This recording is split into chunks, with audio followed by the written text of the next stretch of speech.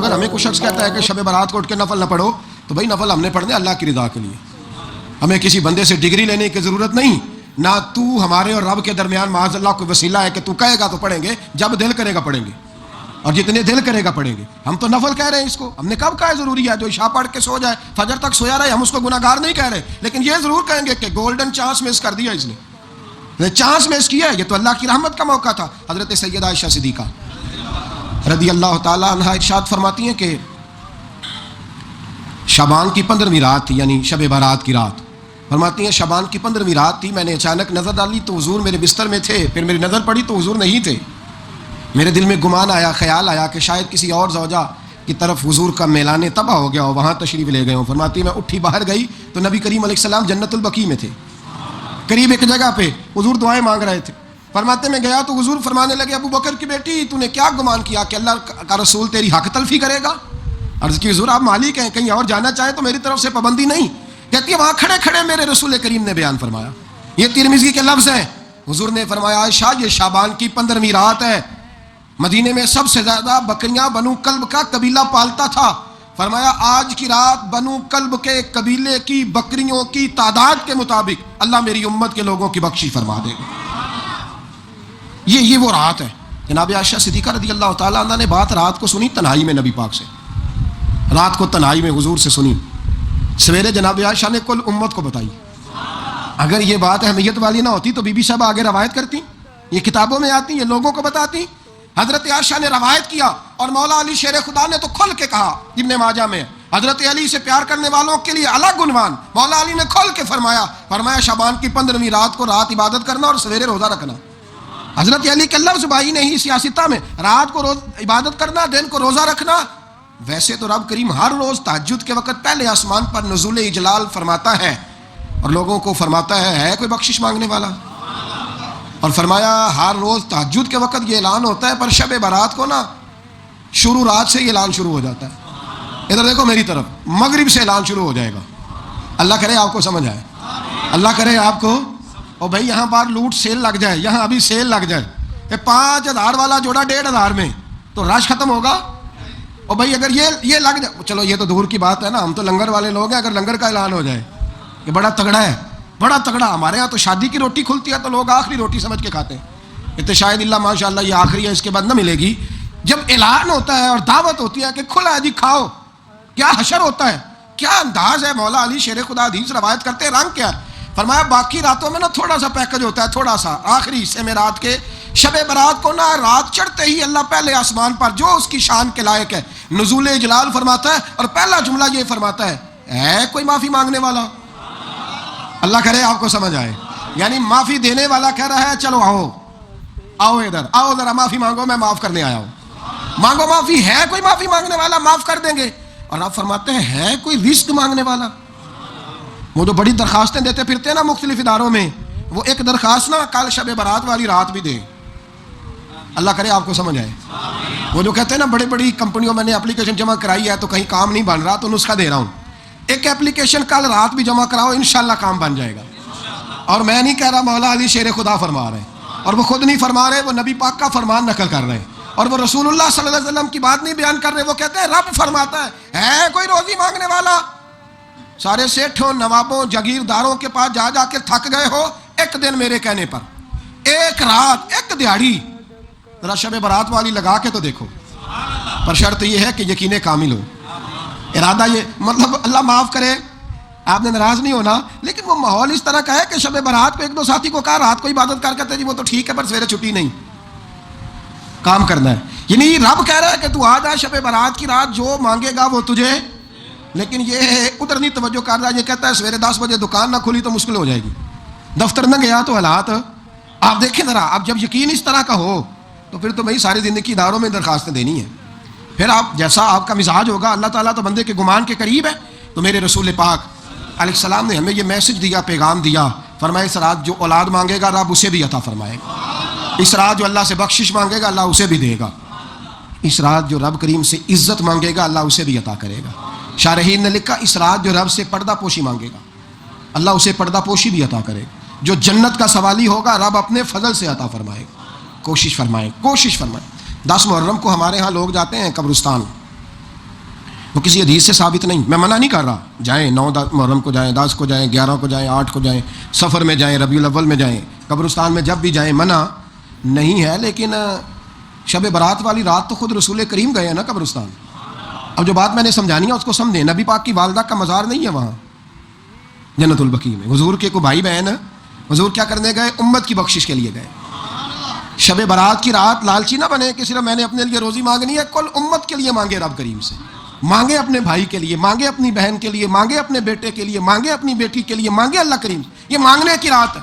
پچھلی راتی رحمت رب دی کرے بلند آوازہ, بخشش منگن وارے کارن کھلا جے دروازہ. آئیں اللہ کی بارگاہ میں اس رات کو کھل کے دعا مانگیں. قبرستانوں میں نا کچھ قبریں ایسی ہیں کہ جو بتاتی ہیں کہ سالوں بیت گئے ہیں کوئی آیا نہیں.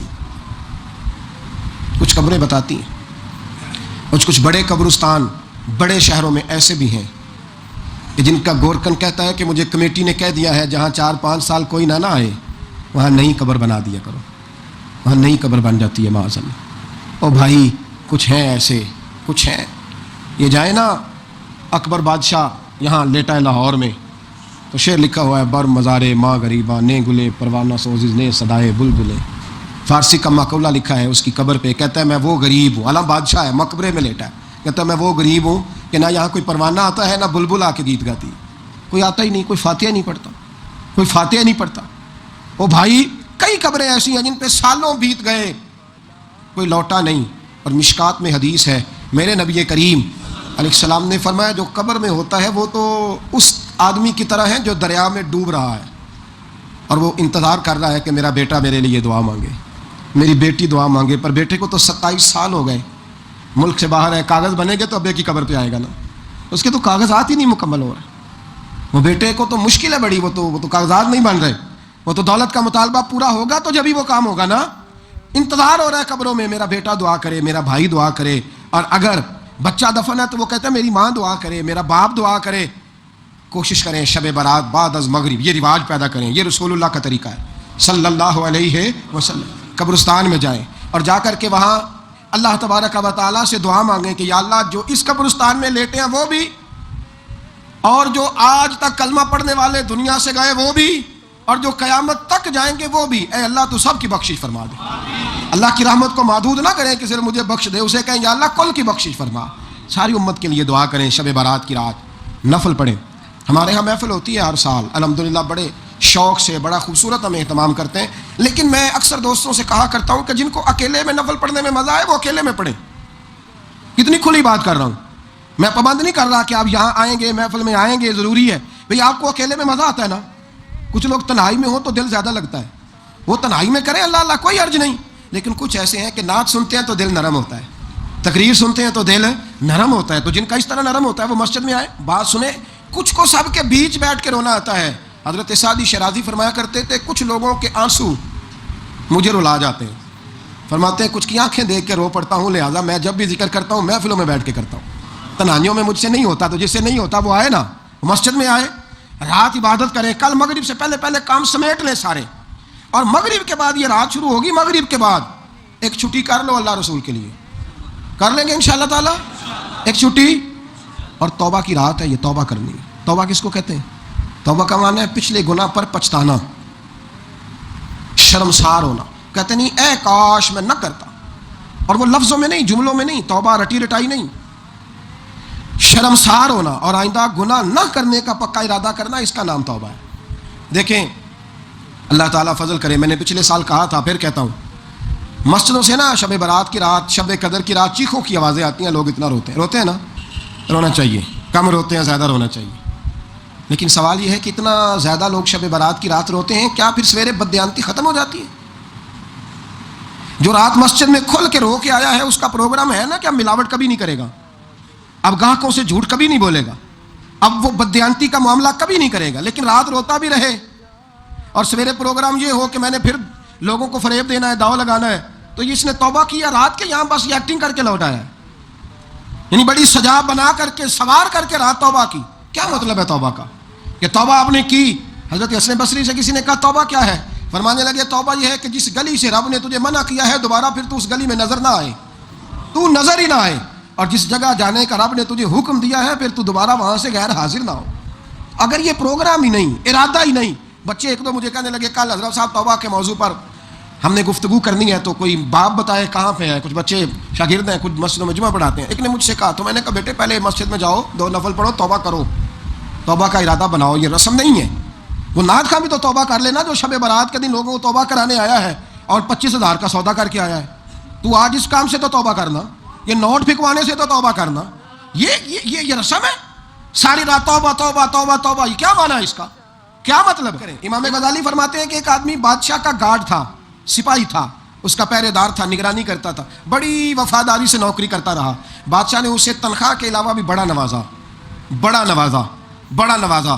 اسے بادشاہ نے بڑے الاؤنسز دیے, بادشاہ نے بڑا کچھ دیا, مکان دیا. کچھ سالوں کے بعد بادشاہ کو پتا چلا کہ یہ میرے لیے نہیں آتا تھا, اس کی تو میری کنیز پر نظر تھی. اس نے تو رات کی ڈیوٹی اس لیے لگوائی تھی کہ کنیز پر نظر تھی. تو امام فرماتے ہیں کہ بتاؤ پھر وہ بادشاہ اس کے ساتھ کیا سلوک کرے گا, وہ کیا سلوک کرے گا؟ تو لوگ کہنے لگے حضور لگتا یہ ہے کہ وہ نا 4-5 حصوں میں کاٹ کے تو کتوں کے آگے پھینکے گا. آپ فرمانے لگے میرا رب تو بڑا ہی کریم ہے, وہ تو ایسے نہیں کرتا, لیکن بتلاؤ اگر اسے پتا چلے کہ یہ رسم کے لیے آیا ہے, اس کی تو نظر ہی مال پہ ہے, یہ تو سویرے بدلے گا نہیں, یہ تو دھوکہ دے رہا ہے, یہ تو توبہ کرنے آیا ہی نہیں, اس نے تو ڈھونگ رچایا ہے, اسے تو پہلے سے خبر ہے. تو پھر تم کیا امید رکھتے ہو, پھر کیا رویہ رکھتے ہو؟ شب برات کی رات دھاڑے مار مار کے رونا اور صبح اسی طرح دھوکہ دینا, اسی طرح فریب کرنا, اسی طرح جھوٹ بولنا, اسی طرح بددیانتی کرنا, اسی طرح لوگوں کو لوٹنا. تو یہ رسم نہیں ہے توبہ. توبہ تو بدل جانے کا نام ہے, توبہ تو پھر سنور جانے کا نام ہے.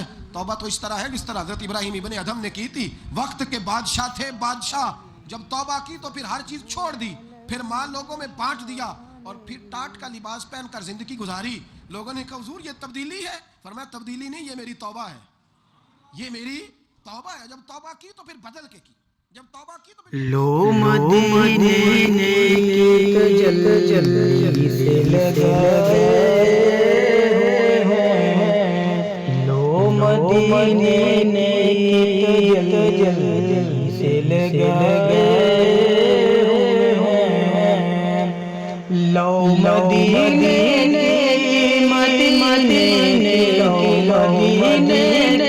کی تجلی سے لگائے ہیں, دل کو ہم انوار بنائے ہیں, دل کو ہم انوار بنائے ہیں.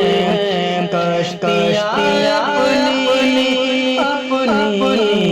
کشتیاں اپنی کنارے سے لگائے ہوئے ہیں, کشتیاں اپنی کشتیاں اپنی کنارے سے لگائے ہوئے ہیں. کیا وہ ڈوبے جو ہم محمد کے ترے ہیں, کیا وہ ڈوبے جو ہم محمد کے ترے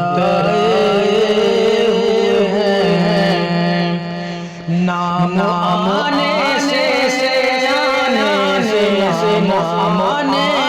سے ابو بکر عمر مرکب نام آنے سے ابو بکر عمر مرکب تو بگڑ ہے پہلے سلائے ہیں, تو بگڑ ہے پہلے سلائے